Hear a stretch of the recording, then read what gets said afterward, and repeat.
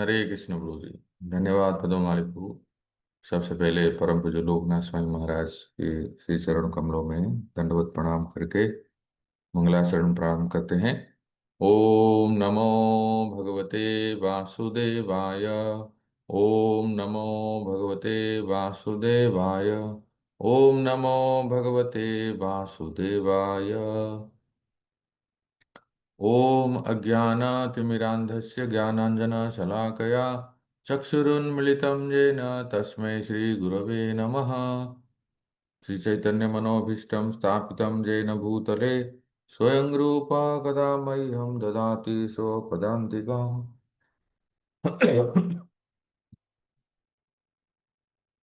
वन्देऽहं श्रीगुरोः श्रीयुतः पदकमलं श्रीगुरून् वैष्णवांश्च श्रीरूपं साग्रजातं सहगणा रघुनाथान्वितं तं सजीवम् साद्वैतं सावधूतं परिजनसहितं कृष्णचैतन्यदेवं श्रीराधा कृष्णपादान् सहगणा ललिता श्रीविशाखान्वितां च नमो विष्णुपादाय कृष्णपृष्ठाय भूतले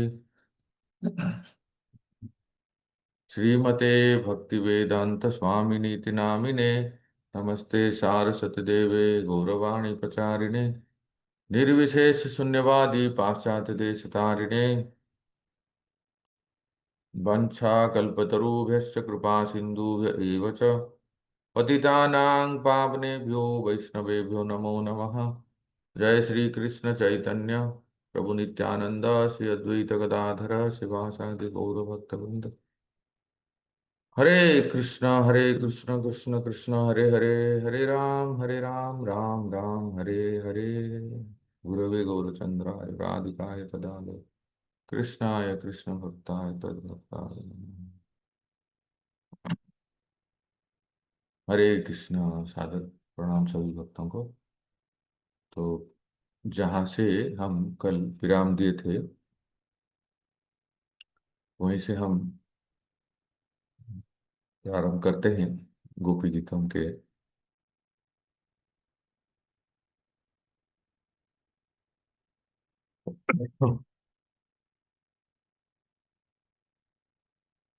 छह नंबर श्लोक तक हो गया है और आज 7 नंबर श्लोक से पढ़ेंगे।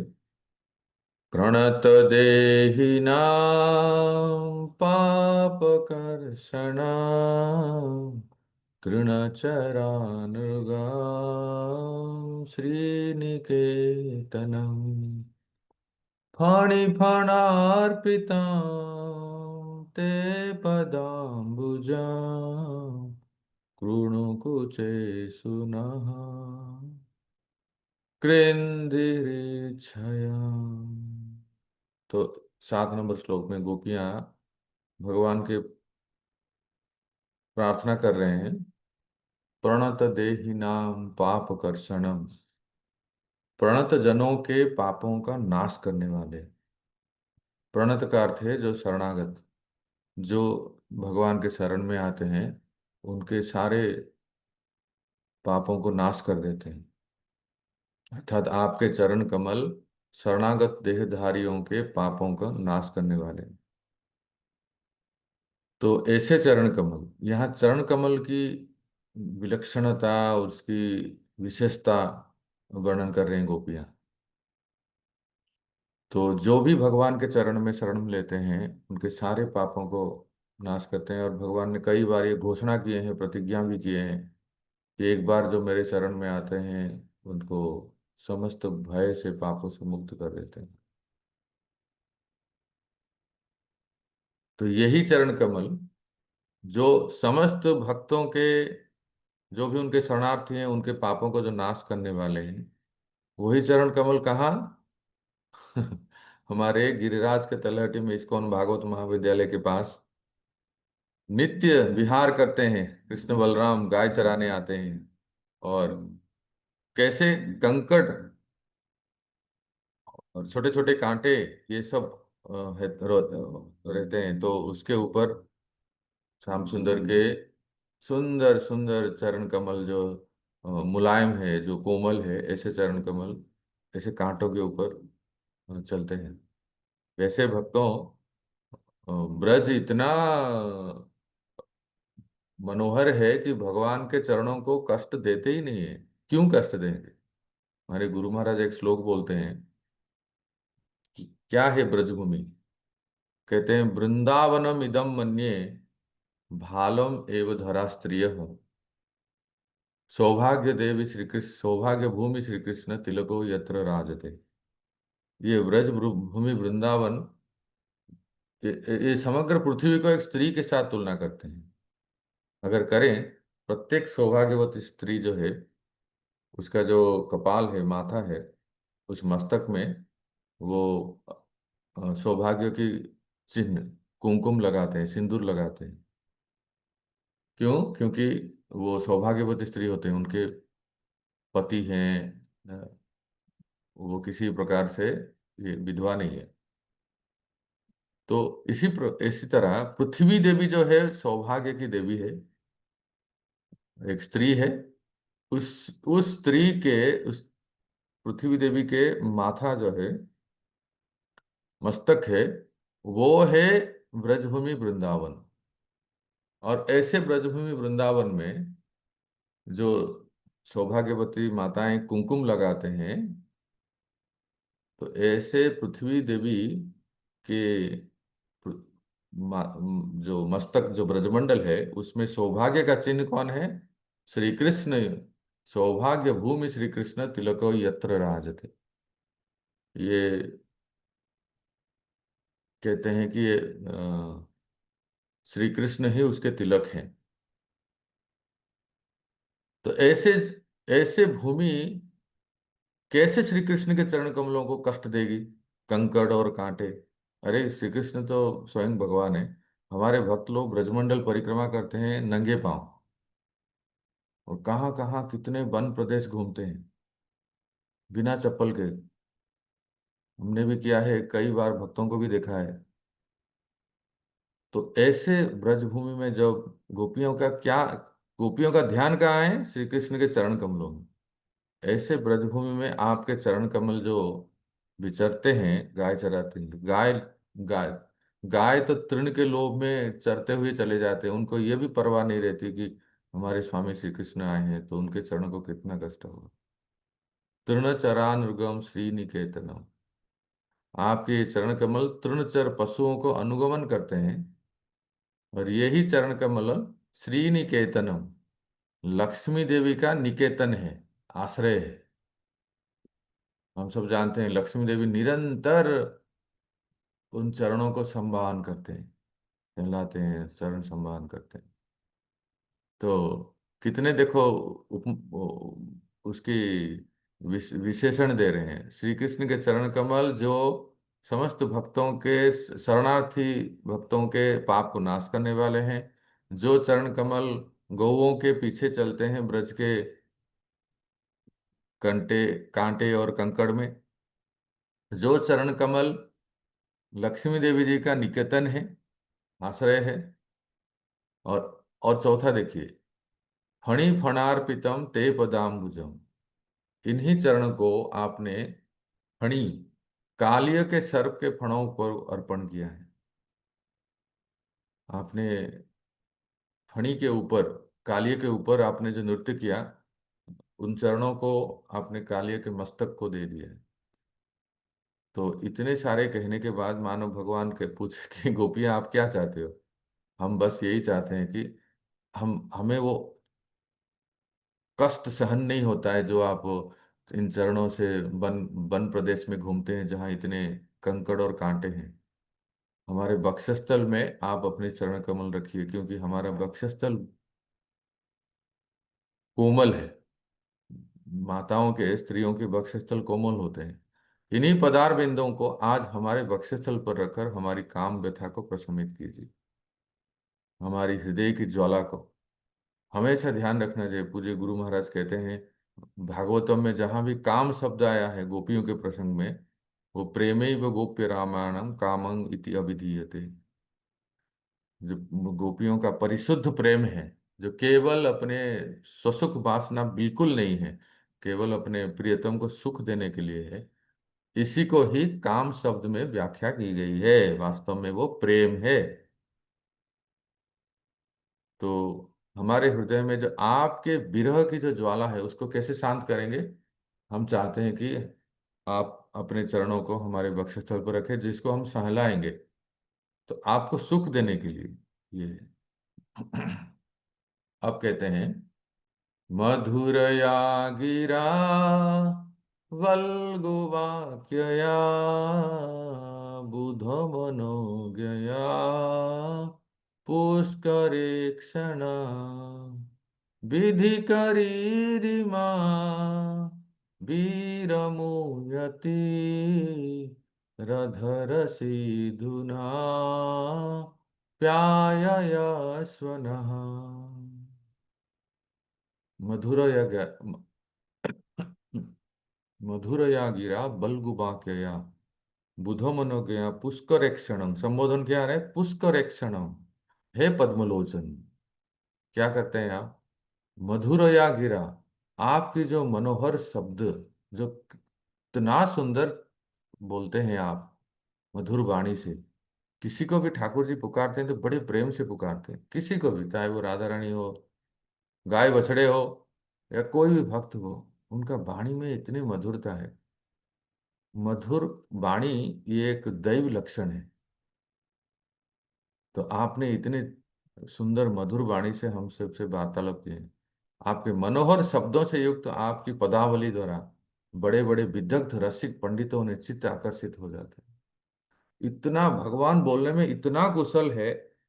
जो क्षत्रिय, पूज्य महाराज जी कहते हैं, जो क्षत्रिय राइफल छोड़ दिया था, युद्ध नहीं करने वाला था, धनुष बाण बिल्कुल त्याग दिए थे, प्रभुपा जी कहते हैं only 45 minute, around 45 minute, 45 minute में इतना बढ़िया भाषण दिए कि वो पुनः अपने कर्तव्य में स्थित हो गया और युद्ध करने के लिए तैयार हो गया। कौन ऐसा बोल सकता है? The best counsellor, the best motivational speaker, the best preceptor, सब कुछ, जो बेस्ट मेंटर, किसी के चित्त को पूर्णतया से शांत कर देना, बदल देना और अपने कर्तव्य में स्थित कर देना, ये इसी यही विशेषता है श्री कृष्ण में। तो यही गोपियां याद करते हैं।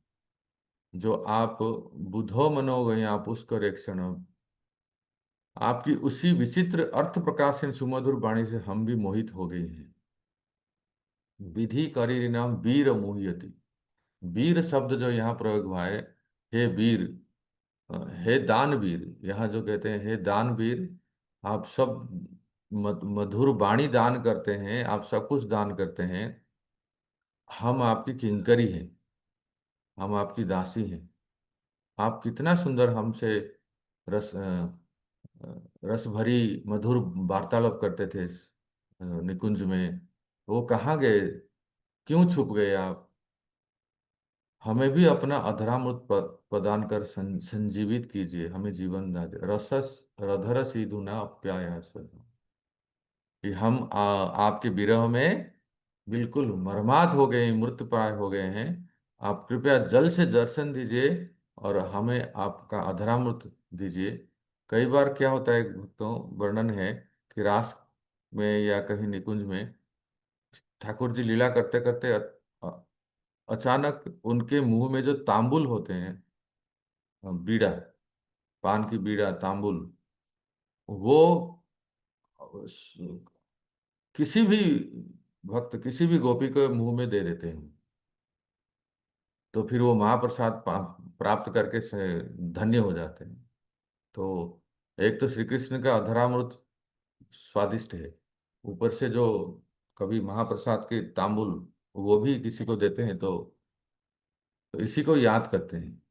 अब बहुत प्रसिद्ध श्लोक है जो श्रील प्रभुपाद जी प्राय अपने प्रवचनों में, अपने परपोट में इसको कोट करते हैं, और सभी भक्त प्राय इसको जानते ही हैं। तव कथामृता तप्त जीवना कविभिरीडिता कल्मषापहा श्रवणमङ्गला श्रीमदातता भुवि गृह्णन्ति ते भूरिदा जनाः। हे स्वामी, क्या कहते हैं, तव कथामृतम। तो गोपियां ये कहते हैं कि देखिए, हे प्रभु, हे हमारे प्यारे श्याम सुंदर, आपकी कथा, आप तो अभी हमें दर्शन ना देके मर्माहत कर रहे हैं।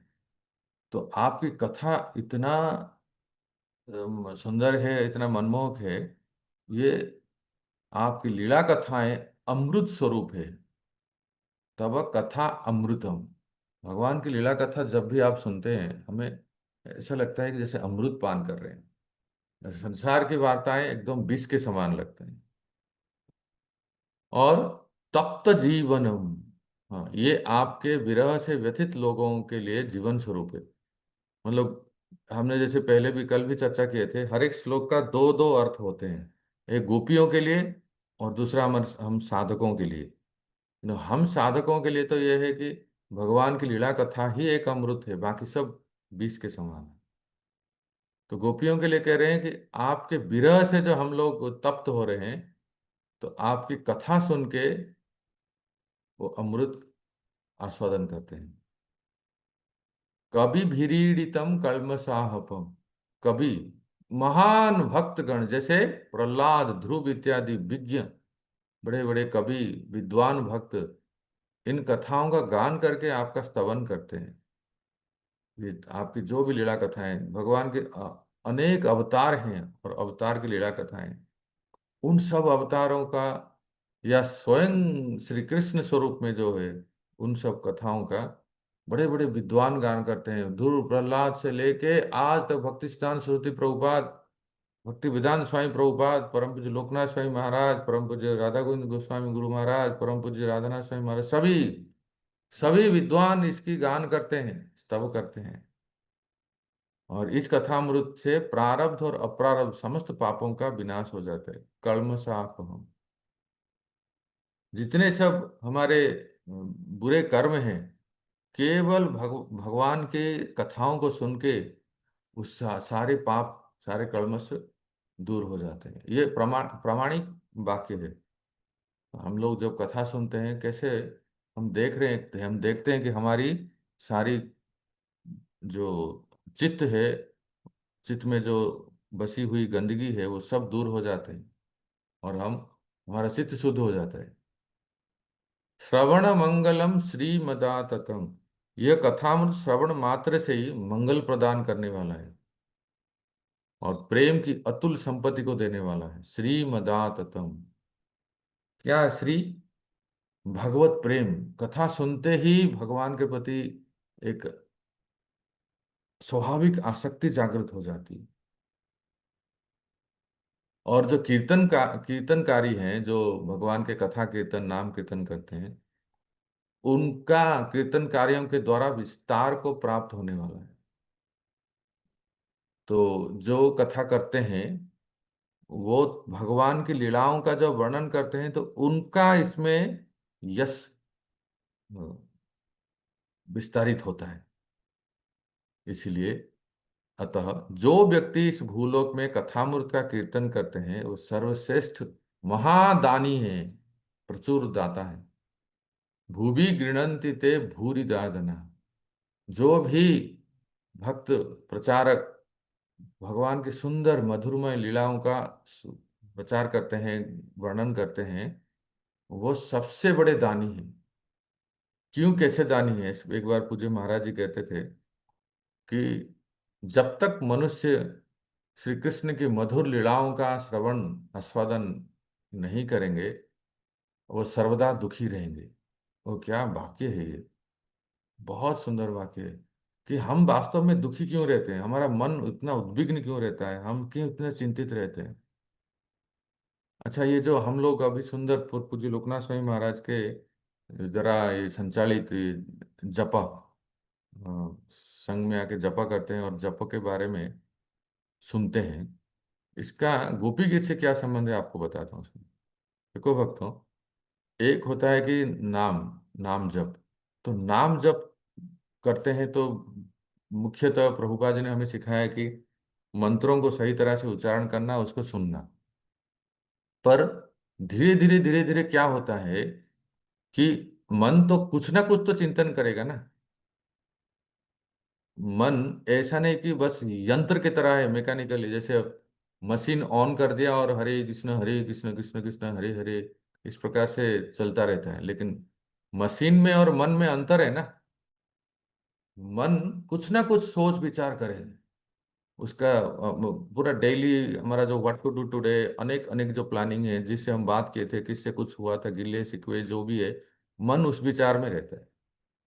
परंतु यहाँ क्या कह रहे हैं देखिए, कि हम लोग गोपी गीत की कथा सुन रहे हैं, तो इसका जपा से क्या संबंध है?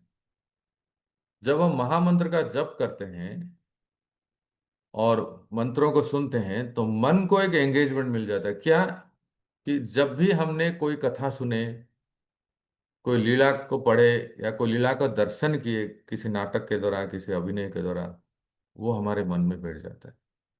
तो जप करते समय अचानक वो लीला, हमने जो सुना है और हमने जो पढ़ा है और हमने कभी दर्शन किया है, तो मन याद आ जाता है, तो उसमें मन लग जाता है। तो कई बार मैंने ऐसे भी देखा है वरिष्ठ भक्तों को, कि वो जप करते समय कई बार जो है, वो भागवत के श्लोक उनको मन में आ जाते हैं। भागवत के श्लोक याद आते ही उसके अर्थ मन में आ जाते हैं। तो ये अच्छा है, ये इस प्रकार से अगर विचार आते हैं जपा करते समय, तो ये उत्तम स्थिति है। इसलिए भक्तों, कि जब भी हम अगर भगवान का नाम जप करते हैं, हमने जो कथा सुने हैं, उसके कुछ पद, कुछ शब्द, श्लोक के कुछ अंश भी याद आ जाते हैं स्वाभाविक रूप से, और मन उसमें लग जाता है और महामंत्र का जप करते हैं, तो बहुत बहुत ही उत्तम। कभी कभी मैंने ये भी देखा है भक्तों को, कभी कुछ श्लोक या कुछ ऐसे पद याद आ जाते हैं, तो एक माला जब पूरी हो जाती है, तो वहां उस पद को या उस श्लोक को गुनगुनाते हैं। तो इसका मतलब है हम सही ट्रैक में हैं और मन बिल्कुल भगवत चिंतन में है। तो आप घबराइए मत, ये एकदम से नहीं होगा, इसको कई साल लगते हैं। 10 15 20 साल 25 साल जप करने के बाद, जब भागवत में डूबे रहते हैं और कथा कीर्तन में प्रचार में रहते हैं, तो वो सब कथाएं, वो सब लीलाएं, ये सब जो जो सुने हैं, उसमें वो गाय जैसे चरवण करती रहती है, जुगाली करती है, इस प्रकार से मन में आते हैं। तो एक श्लोक में कहते हैं इसके बाद 10 नंबर में, प्रहसितं प्रिया प्रेम वीक्षण विहरणं च ते ध्यानमङ्गलम् रहसि संविदो या हृदि स्पृशा कुहकनो मना शोभयन्ति। मानव श्री कृष्ण कहते हैं, आप हमारी कथा में ही संतुष्ट हैं, तो फिर रहिए ना, और क्या चाहिए आपको? नहीं, केवल कथा नहीं, आपका दर्शन भी चाहिए। आपको जैसे आप हमें हमारे साथ लीलाएं करते हैं, ऐसा आपका संग चाहिए, आपका दर्शन चाहिए। तो इसको याद करके कहते हैं, हे कपटी, 1 नंबर के कपटी, ये प्रेम, प्रेम कटाक्ष है। प्रहसितम प्रिय प्रेम वीक्षणम, आपकी मधुर मधुर मंद मुस्कान, प्रीतिपूर्ण कटाक्ष, हम सखियों के साथ विविध क्रीड़ाएं, विहरणम से ध्यान मंगलम, और क्या, बंसीनाद के माध्यम से एकांत में किए जाने वाले हृदय स्पर्शी और मार्मिक प्रेम आलाप, जो प्रेम वार्तालाप आपने किया है, इनका ध्यान परम मंगलमय है। मतलब वो ध्यान करते हैं जो आप कभी तिरछी चितवन से कटाक्ष से देते हैं, आपकी मंद मंद मुस्कान है, आप हमारे साथ जो बहुत सारे क्रीड़ाएं किए हैं, और आप बंसी वादन ऐसे करते हैं कि उस बंसी का ध्वनि प्रत्येक सखी का नाम लेके पुकारती है। दूसरों के लिए तो बंसी ध्वनि है, तीसरों के लिए तो सुनाई भी नहीं देगा, लेकिन प्रथम व्यक्तियों के लिए क्या है, जिसका जिसको पुकारते हैं, जिसको बुलाना चाहते हैं, उसी को ही सुनाई देता है, और उसका नाम लेके। तो यही जो बंसी वादन है, इसका जब हम ध्यान करते हैं तो बड़ा संतोष मिलता है, मंगलदायक होता है। परंतु हे प्रिय, कुहक नो मनः क्षोभयंती ही, वही आज हमारे हृदय में क्षोभ प्रदान कर रहा है कि आज क्या हो गया, आप क्यों अदृश्य हो गए, आप दर्शन दीजिए। अब याद करते हैं कि जब आप गाय चराने के लिए गिरिराज के तलहटी में चाहे और प्रदेश में जाते हैं, तो क्या होता है, हमें घर में रह के कितना कष्ट अनुभव होता है। मतलब देखो भक्तों, जिसका जिससे प्रेम है ना, वो कहीं भी रहे, सूरत में रहे, चाहे पुणे में रहे, चाहे मुंबई में रहे, अहमदाबाद में रहे, नासिक में रहे, पंढरपुर में रहे, अमेरिका में रहे, तो बराबर उसका चिंतन होता है। पता नहीं कैसे होंगे, कुछ खाते पीते हैं कि नहीं, क्या उनको कुछ कष्ट हो रहा है क्या, ऐसे आभास होता है, कहते हैं ना सिक्स्थ सेंस से ऐसे बोलने लगता है। ऐसे गोपियां घर में रह के अपनी सेवा कर रहे हैं सब कुछ, पर मन जो है वो वन में है, क्योंकि श्री कृष्ण वन में गए हैं। और तो क्या है, वन में क्या कर रहे हैं, चलसि यद्व्रजान् चारयन् पशु नलिन सुंदर नाथ ते पदम शीलतृणाङ्कुरे सीदति नः कलिलतां मनः कांत गच्छति। हे कांत, हे नाथ, जब आप पशु चराने के लिए चलसि यद ब्रजान चारयन पशु, ब्रज से गमन करते हो, तब आपके कमल के समान सुकोमल चरण कहाँ पड़ते हैं, कंकड़ में, कुश, तृण, कांटों में। ऐसे सस्य के सूक्ष्म अग्रभागों के, जैसे धान का अग्रभाग है बहुत चुभता है, तो ऐसे तृण कुछ कांटों से और सस्य के अग्रभागों से चुभने से अंकुरित पौधों के ऊपर आप जब चरण रखते हैं और कंकड़ों से अति कष्ट पाते होंगे। बस बस बस, ये सोच सोच कर हमारा हृदय अति व्यथित हो जाता है। कैसे कैसे आप उन वन प्रदेश में चलते होंगे, जिन चरणों को हम अपने वक्षस्थल में रखने के लिए भी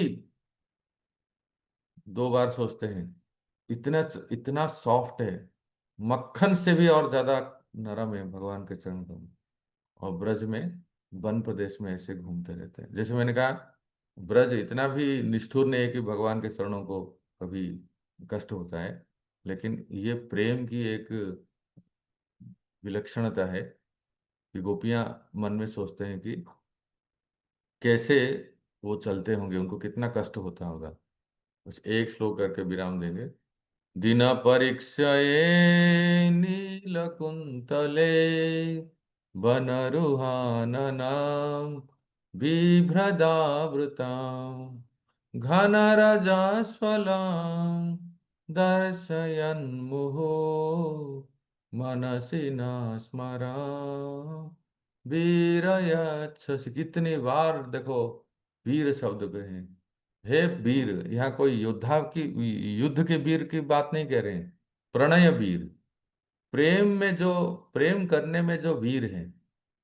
हे श्याम सुंदर, हे प्रणय वीर। अब क्या कहते हैं, दिन ये, संध्या काल में, गोधूली बेला में, जब आप वन से लौटते समय, गोधूली से, गोधूली से धूसरित, ये हमारे महाराष्ट्र के जो पांडुरंग, पंढरपुर का स्वरूप ऐसे ऐसा है, पंडरीनाथ विठल जी का स्वरूप ऐसा है।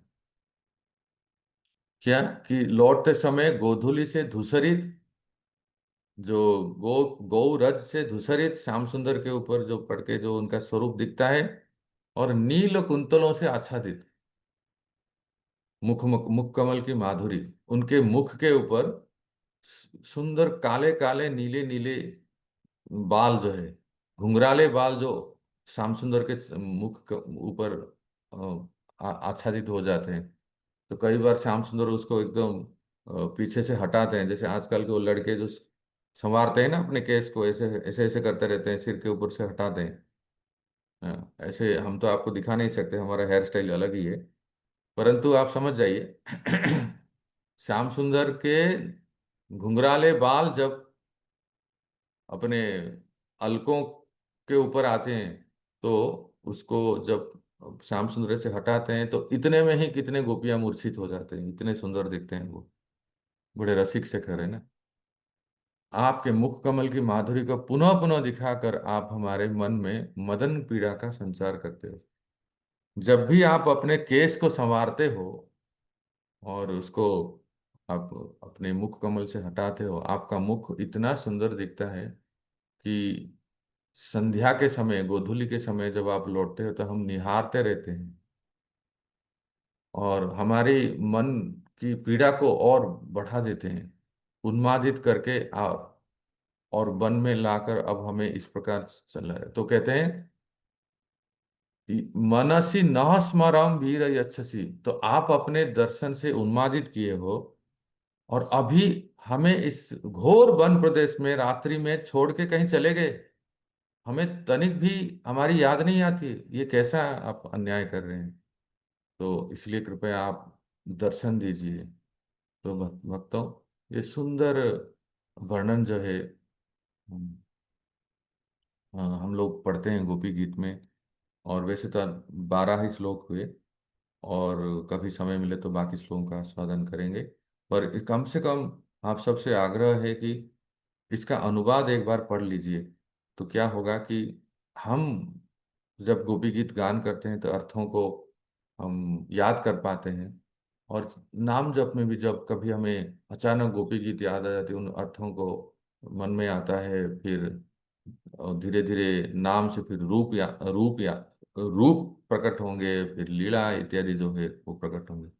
पूज्य महाराज जी ने एक बहुत सुंदर किताब लिखे हैं, मैं देखा कल स्टॉल में, नाम रूप गुण लीला का कैसे हम आश्रय लेते हैं तो श्री कृष्ण स्मरण होते हैं। हरे कृष्ण।